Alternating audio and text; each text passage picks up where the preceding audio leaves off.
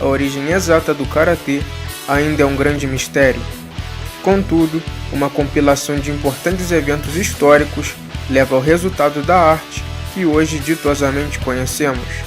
A história do karatê se confunde com a própria história de Okinawa, e para entendermos seu desenvolvimento, devemos retornar aproximadamente 7 séculos atrás, no antigo reino de Ryukyu.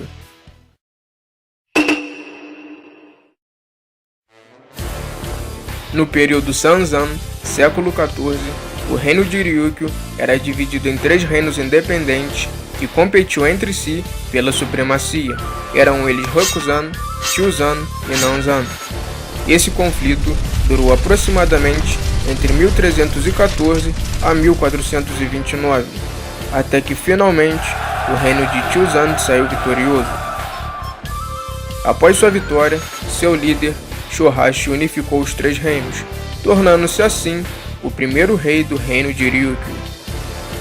Dando início à dinastia Sho, o rei Shohashi prontificou-se em estabelecer desde o princípio uma administração altamente centralizada. Pouco após a instauração de sua monarquia, a posse de armas então fora totalmente abolida para os civis. A dinastia Sho perdurou com seus sucessores de forma próspera e pacífica pelos próximos 2 séculos. Por volta de 1590, o segundo grande unificador do Japão, Toyotomi Hideyoshi, solicitou ao reino de Ryukyu que auxiliasse o Japão em sua investida para dominar a Coreia, e assim abrir passagem para a invasão à China. O reino de Ryukyu, no entanto, mantendo boas relações como estado tributário da China, recusou seu pedido.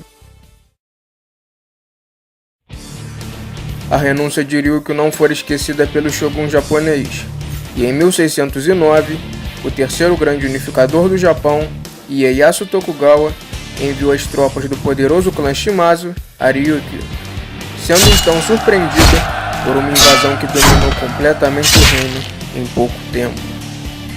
O até então 13º rei de Ryukyu, Shonei, fora capturado, e com isso o reino teve que tornar-se um estado tributário do Japão.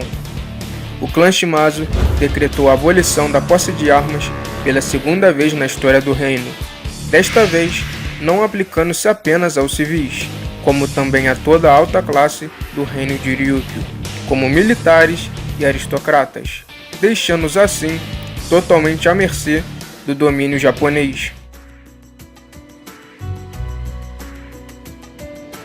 Essa segunda abolição, somada com a revolta do povo, desencadeou o instinto de sobrevivência da população, e para que pudessem se defender e confrontar os oficiais japoneses, começaram a desenvolver secretamente métodos de combate desarmado, como também métodos que utilizavam suas próprias ferramentas de trabalho como meios de defesa. As boas relações comerciais e diplomáticas que Ryukyu possuía previamente com a China contribuiu para que o reino fosse influenciado culturalmente pela mesma, e foi através dessas relações que alguns estilos de Kung Fu, comumente chamados de Kenpo, acabaram sendo importados da China para Ryukyu e consequentemente incorporados dentro dos mecanismos de combate nativos do reino, tendo como principal exemplo o Bai Hu Tian, o estilo da garça branca de Fujian. Mesclando as artes marciais chinesas com as formas nativas de combate de Ryukyu, deu-se origem ao Tode, arte marcial que posteriormente viria a se tornar o Karatê. O Tode deveria ser praticado e transmitido em sigilo entre os nativos, para que não chegasse ao conhecimento do clã Shimazu, e com isso, registros escritos se tornaram algo totalmente impensável a fim de preservar o seu segredo. A falta de registros escritos, as diferentes influências e a exponencial proliferação do Tode pelo reino de Ryukyu levou a arte a receber variações do seu sistema de combate de acordo com a região, onde cada território desenvolvia suas particularidades e interpretações individuais da arte. Com isso, o Tode desenvolveu-se nas 3 principais comunidades do reino de Ryukyu: a antiga capital do castelo de Shuri, a comunidade chinesa de Naha e o porto de águas profundas de Tomari, dividindo Tode em 3 ramificações distintas, que se tornariam o Shuri-te, o Naha-te e o Tomari-te. Cada ramificação possui seus representantes mais influentes que contribuíram para a sistematização dessa forma de combate. Em Shuri, o renomado mestre Kanga Sakugawa e o grande guerreiro Sokon Matsumura protagonizaram o desenvolvimento do Shuri-te. Em Naha, teve-se como principal influenciador do Naha-te o mestre Kanryu Higaonna. Por fim, em Tomari, mestres como Kousaku Matsumura e Kokon Ayadomari sistematizaram o Tomari-te. Desde então, algumas décadas se passaram, e em 1879, o Império Japonês anexou oficialmente o Reino de Ryukyu como parte de seu território, rebatizando como Prefeitura de Okinawa. Após Okinawa ter sido anexada ao território japonês, não demorou muito para que o Tode começasse a sair de Okinawa e fizesse suas primeiras aparições no Japão, e consequentemente com isso, o Shuri-te, o Naha-te e o Tomari-te começassem a receber suas primeiras subdivisões, originando assim os estilos de karatê que hoje conhecemos. A partir dos anos 30, o Tode começou a ser reconhecido oficialmente como uma arte marcial japonesa, e devido a isso, o significado de sua nomenclatura, mãos chinesas, começou a se tornar inapropriado. Fora debatido e determinado então que sua nomenclatura fosse alterada, de mãos chinesas para mãos vazias.